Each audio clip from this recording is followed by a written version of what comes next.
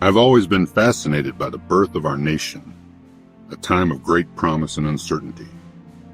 The early republic, spanning from 1783 to 1820, was a crucible in which the very idea of America was forged. It was a period of intense debate, bold experimentation, and the laying of foundations that would shape the course of our history for centuries to come. As the smoke cleared from the battlefields of the Revolutionary War, a new challenge arose before our fledgling nation. The fight for independence had been won, but the struggle to govern ourselves was just beginning. In those early days, the very concept of what it meant to be American was still taking shape. The 13 former colonies, now independent states, found themselves bound together by victory, but divided by competing interests and differing visions of the future. And so it was that our forebears set about the monumental task of creating a government from scratch, with no roadmap and no guarantee of success. The Articles of Confederation, ratified in 1781, represented our nation's first attempt at self-governance. This document, born of caution and a deep-seated fear of tyranny, created a loose alliance of sovereign states rather than a strong central government. But the weaknesses of the Articles soon became apparent. The central government lacked the power to tax, regulate trade, or enforce laws. It was a government that could suggest but not compel. As we look back, we can see how this experiment in limited central authority teetered on the brink of failure, threatening to tear apart the fragile bonds of our young nation. In the sweltering summer of 1787, delegates from 12 states gathered in Philadelphia to address the shortcomings of the Articles of Confederation. What began as a meeting to revise the existing system of government soon transformed into something far more ambitious, the creation of an entirely new framework for the nation. The Constitutional Convention was a crucible of ideas where competing visions for America's future clashed and compromised. Giants of American history, Washington, Madison, Hamilton, Franklin, debated, argued, and negotiated. The air was thick with the weight of history as these men grappled with fundamental questions of liberty, power, and governance. The ratification process sparked a great national debate, with Federalists and Anti-Federalists arguing passionately across the land. The Federalist Papers became a powerful argument in favor of ratification. In taverns and homes, Americans debated the merits and dangers of the proposed Constitution. State by state, the Constitution was ratified, and a new nation began to take shape.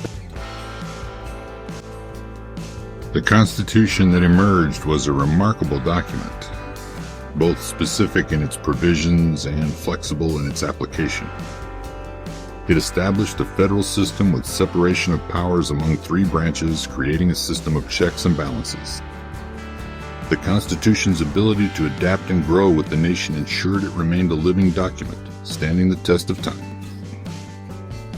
The amendment process ensured that this founding document could evolve to meet the changing needs of a growing nation.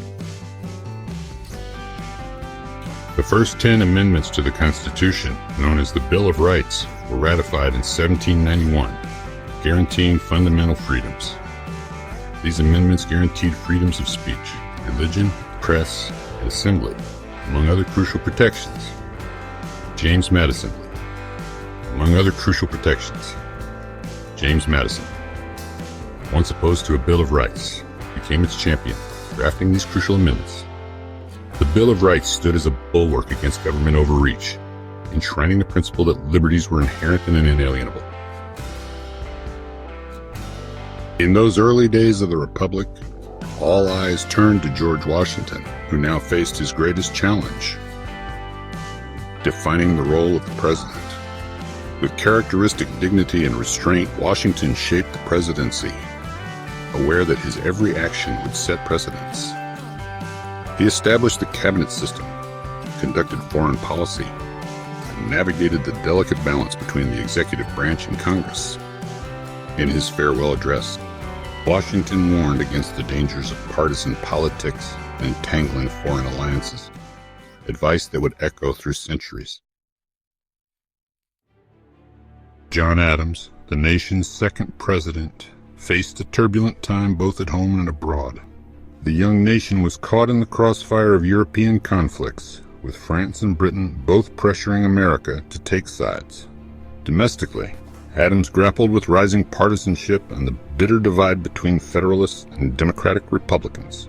The Alien and Sedition Acts, passed during his tenure, sparked intense debate about the limits of federal power and the nature of free speech. Thomas Jefferson's presidency marked a shift in the political landscape of the young nation. His election in 1800, known as the Revolution of 1800, represented the first peaceful transfer of power between opposing political parties, a crucial test of the American system. Perhaps the most significant event of Jefferson's presidency was the Louisiana Purchase in 1803, which doubled the size of the United States overnight. This vast expansion of territory brought new opportunities and challenges, setting the stage for the nation's westward expansion and future growth.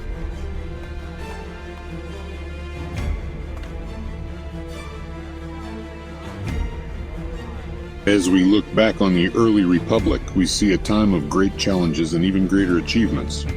The foundations laid during this period, our Constitution, our system of government, our core values, continue to shape our nation to this day.